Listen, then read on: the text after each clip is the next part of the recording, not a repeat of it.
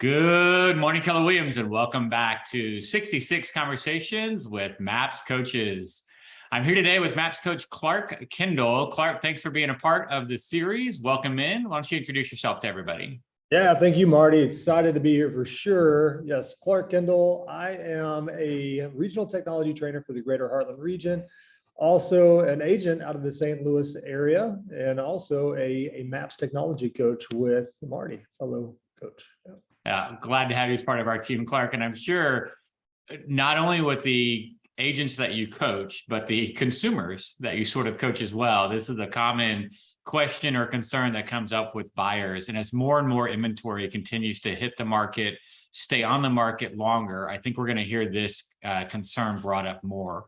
That's the buyer concern with, we want to see just one more house. Just one more, Clark. Just a few more. Hey, I know we've looked at 37, but there's this new house that just came on the market.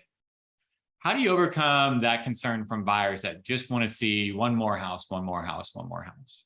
Yeah, Marty. Yeah, great question. Yes, absolutely. One we're having in our coaching sessions with clients, and I'm sure others that we're just starting to see a spike in this. And from hearing other buyer coaching conversations through this series, right, it all definitely begins with the motivation, that initial conversation, understanding what they're desiring, what their goal is, what it ultimately gets them, right, and any expectations that they have. Like being clear in that it has to be in place, and you're ahead of the game in that.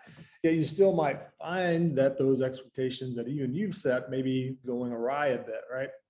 And so this is a conversation as what buyers, how they're feeling equipped, right? Whether they're how they see their affordability and their power, their buying power. And there's a lot of factors to that, right? And we talk about a buyer's market versus seller's market. We look at metrics, right? 6 months of inventory or absorption rate, all these things. And yet really in the perspective of the buyer, what does it feel like for them, right? Like we might be at a half month of inventory at a certain price point in a certain area, right? And all of a sudden, if we jump up to 1.5, like it might feel like the buyer's world is opened up to them, right? And all of a sudden they're empowered, and it's not necessarily still a great buyer's market for them, historically speaking. So always going back to those expectations are key. And yet being a economist of choice, that local economist, that expert, and simply consulting them. Sure. Right. So understanding your numbers in your local market and then applying it to the situation that's there, right? So there are key metrics that you want to key in on, that are your goes to be able to equip and consult to that situation, right? So in this given example, right, like, hey, we want to see more homes on the market, or want to see one more home. Yes, inventory might be going up, yet what other information or data can you bring into to really fully inform them to change their thinking? Right. So it could be, right, granted, inventory's gone up. We might have doubled inventory maybe from last year. And yet, Mr. and Mrs. Buyer, what I'm seeing here is that days on market have barely changed since last year. And I always love bringing it down to real world examples here of maybe just a simple buying purchase, go in the grocery store, maybe bringing it back to COVID when everybody was filling up grocery carts with toilet paper, right? Like, here's a reality. Like at some point, demand spiked. Demand is very, very high. And these days on market tell me that demand is still high, even though the inventory's creeped up. Right. So yes, everybody might have loaded their grocery carts with toilet paper, and yet the stores couldn't fill them as fast because they were running out as fast because the demand was that high, and demand hasn't changed.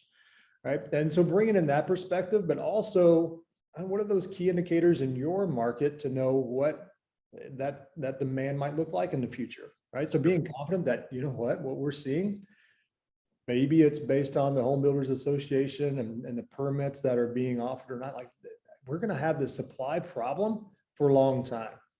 All right. So in that, just informing them and giving the educated decision, and just saying ultimately, here again, wrapping up, there's so many different ways you can go with that, but bringing in data to bring in some reason outside the emotional reasons. But ultimately, we know, right, as agents, that there's something else going underneath the surface that even data can't maybe speak to. So when you present that and there's still pushback, and simply being curious in that, like, hey, help me understand. I feel like something else is going on. What other than the data that I presented and what I'm hearing here, it makes sense.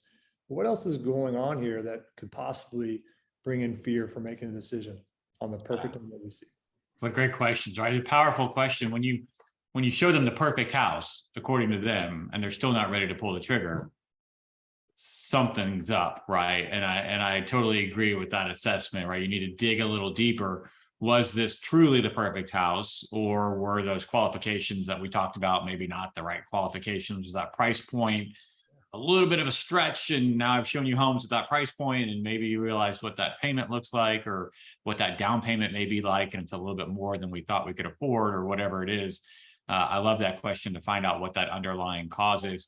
I think you made a great point that just because inventory increases doesn't necessarily mean that days on market is going to increase. And if you wait, I can't guarantee you that house we just saw yesterday will be available next week while you wait for the next one to come on the market. So no one ever wants to show a house and be the one that got away either, right? So Absolutely. that's a difficult situation to be in as a buyer and as a buyer's agent. So anything in closing that you would talk to agents about in that kind of final question or conversation? Yeah, if you feel like you missed out on that first expectations, that first consultation, there's no time like the present, right? And if you're exhausted, they're possibly exhausted. Sure. Reset the boundaries. Like, hey, I feel like I'm failing you here and getting you that home. I think it's best that we sit back down and see what's changed from our first conversation, based and bring in new data. So do that as soon as possible. Don't exhaust yourself anymore, or your clients. You don't deserve it, and they don't either. I love it. So buyer consultation can happen more than once. Absolutely. And doesn't just have to happen at the very beginning of the call or the very beginning of the relationship or partnership. You can definitely do that throughout the showing and buying process. So Yeah. Great point. Great point. Clark, thanks for being here today. We definitely appreciate you and your time. Guys, stay tuned. Tomorrow, we've got a new MAPS coach and a new conversation. We'll look forward to seeing you again then. Until then, take care. See you real soon.